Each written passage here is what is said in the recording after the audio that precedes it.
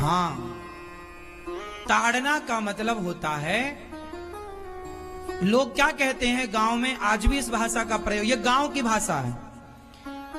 आज भी आप मध्य प्रदेश में जाओ, सागर जाओ, दमोह जाओ, जबलपुर जाओ, मंडला जाओ, लगभग भोपाल जाओ, ये पूरा जो मध्य प्रदेश का जो ये क्षेत्र है, आज भी यहाँ के ग्रामीण अंचलों में, गांव में ये कहा जाता है कि फलाने ने हमें ताड़ लिया। फलाने ने, आपको उस भाषा का ज्ञान नहीं है तो आप उसमें लिखी बातें कैसे समझेंगे?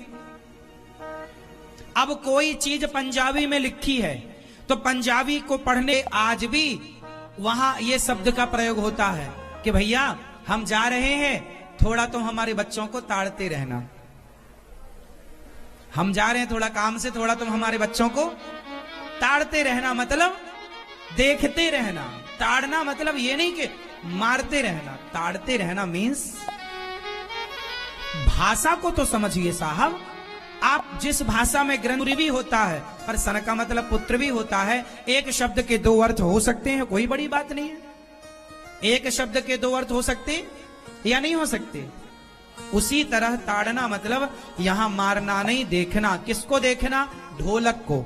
ढोलक को बजाने में देखना पड़ता है, सुर से उतर तो नहीं गई। तबला को देखना पड़ता, उतर जाए तो उसे माताएं नहीं उसको चढ़ाती रहती। शूद्र का मतलब है काम करने वाले। आपने किसी को कोई काम दिया तो देखना पड़ता कि काम ठीक से हो रहा है कि नहीं हो रहा। देखो, फैक्ट्री के आप मालिक हो, गलत है, चौपाई कैसी गलत होगी?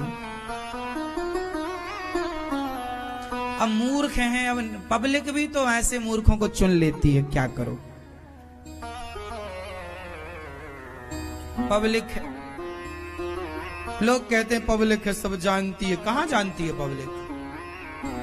जानती होती तो ऐसे मूर्ख नेताओं को क्यों चुनती जो रामचरितमानस पर उंगलियां खड़ी कर रहे हैं। दोह रही थी कि बांसुरी सुनाई पड़ी, दौड़ पड़ी श्याम सुंदर की ओर, काम धाम छोड़ छोड़ कर सब दौड़ी। एक सखी काजल लगा रही आंखों में कि बांसुरी सुनाई पड़ी, सखी काजल छोड़कर। एक बच्चे, आप मैया मोबाइल चला रही तो मेरे को लगा चलो मोबाइल की बात बता दूं। आप लोग अपने मोबाइल पर भी ये कथा देख सकते हैं। आपको अच्छी लगी बातें तो मोबाइल पर भी इसे सुनना, बार बार सुनना, नौजवान बच्चों को सुनवाना। सनातन धर्म का प्रचार करने के लिए क्या करो?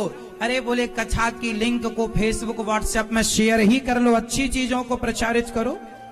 इसलिए आप लोग अपना मोबाइल, यूट्यूब पर बुद्धाचार्य जो मजबूत है तो पत्थर भी सहता है तब भगवान बनता है, तो सहन करने वाला ही महान बनेगा। इसलिए गृहस्थी में सहना पड़ता है।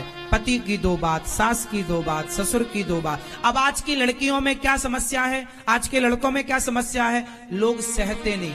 हम क्यों सहें? हम तुम्हारे बाप की नौकरानी? आप क्या करते हैं?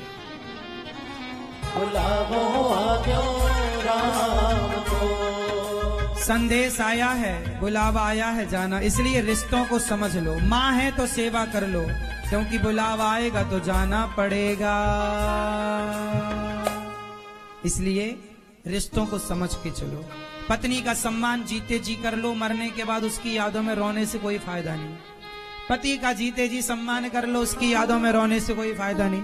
माँ का सम्मान, माँ की सेवा जीते जी कर लो, माँ की यादों में बाद में रोने से कोई लाभ नहीं मिलेगा। हम तो ये फॉर्मूला लेकर चलते हैं कि जीते जी इंसानों की सेवा करो, जीते जी खुश करो, मरने के बाद रोने की जरूरत नहीं है। किसी के मरने में रोने की जरूरत नहीं है। जीते जी खुश रखो समाज को, सबको। हम ऐसा काम करें कि हमारे व्यवहार से आप प्रसन्न रहें, बस। इसलिए ये दास अनिरुद्ध वही सारे काम करता है जिससे आप खुश रहें। और हम जितने लोग खुश हैं, कुछ लोग खुश हैं, कुछ लोग खुश नहीं होते तो कोई बात नहीं, पर आप अच्छा काम करते रहो। ये दास अनिरुद्ध, आज अक्षय नवमी है, आप नाम करो। और अच्छा काम क्या है? वृंदावन में अन्न क्षेत्र चलता है, हजारों संत भोजन करते हैं। आप भी एक दिन का प्रसाद अपनी ओर से बंटवा कर, मुझे लगता है इससे बड़ा अच्छा काम कोई नहीं हो। इससे अच्छा काम आप संतों को